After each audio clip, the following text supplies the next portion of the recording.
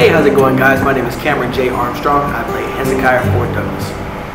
Hey everyone, my name is Philip J. Lewis and I play Booker Curtis. Hi everyone, my name is Fatima El Bashir and I play Sadie Douglas. I have the first question for you. Go. You've been with Civility Albert Cashiers since the very beginning. This is now, I believe it was 2017 is when the show first started, and now we're in 2024. You've grown with the show as an actor, as a human being. What has the experience been from the beginning all the way to where we are right now? That's an amazing question. And to start, I have to speak on the creative team. The creative team has just been the backbone of this project since 2017. Literally the most humble, supportive, creative minds I've ever worked with. So that's one thing that I can say has been the staple and the constant since 2017.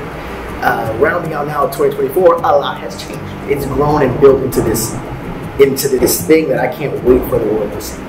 Because before I feel like it was an idea, and now I feel like it's a movement.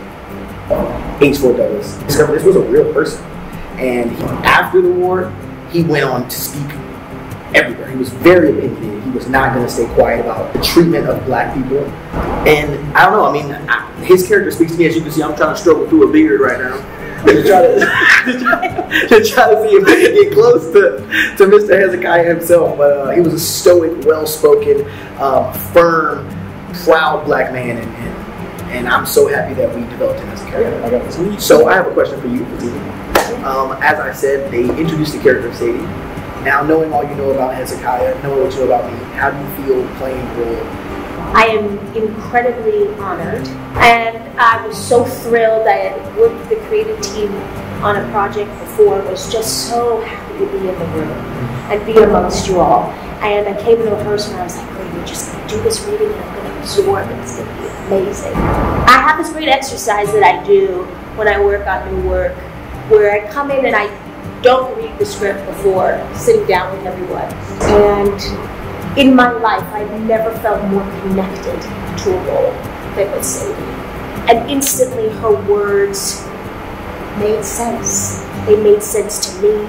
They made sense to all the women who came before me. My mother, principally, who taught me to be a woman, speak to power. So, I'm very honored. Interesting technique. I'm like stuck on that. Not reading the script before. That goes against everything every acting teacher has ever taught us. But you get to, with that, you sort of get to just unequivocally just take your first shot at creating and molding this character on your own without any backstory. That's an interesting technique. It's my little secret, and it is also, it doesn't always work, right? But it is a testament to everyone in that room, to this cast, to the creative team. So easy, it just poured out of us. I'll never forget that first reading. I feel like that not being part of this wasn't an option. After that first, or at least our first reading, I just was like, there's no way I can allow this story to continue. I just want to be a part of it. Since 2017, I just remember crying when I first received the script. I remember looking at the lyrics for the words of Chicago and thinking of young queer Philip in a small town in New Jersey who grew up, and all I wanted to do was to be able to escape and be somewhere else and be in a world where I felt like I was fully accepted by everyone. But I connected with that feeling of wanting to be somewhere else, wanting to journey on into a world or a place that accepts you as who you are. You're in a very unique situation in the show. You're playing a queer black man. That is, in that time, that had to be the biggest struggle, right? So, for you to bring so much joy to the character, I just want to commend you. You play it incredibly. You have to find joy in it. I feel like Booker has to find joy in all the small things. He's consistently knocked down. And when that happens, I feel like, especially black people, we are so resilient. We are going to push forward. We're going to push past it all. You're not going to tell me no. I'm never going to hear no. Absolutely. I think that's a through line in all of us. There's a faith and a grace and a joy in the fight and the struggle. And that's exhibited in different ways in each of us. In your songs in Chicago, Following the Sound, and what you impart onto Albert.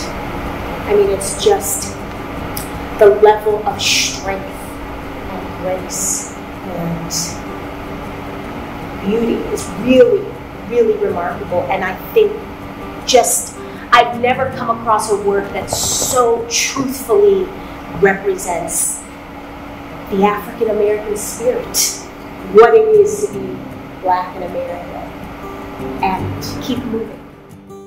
I'm following a road tread by my father when he was a young man. What are some of your things? This is my mom blowing my phone. Just 1 second. Mom, I'm finishing rehearsal.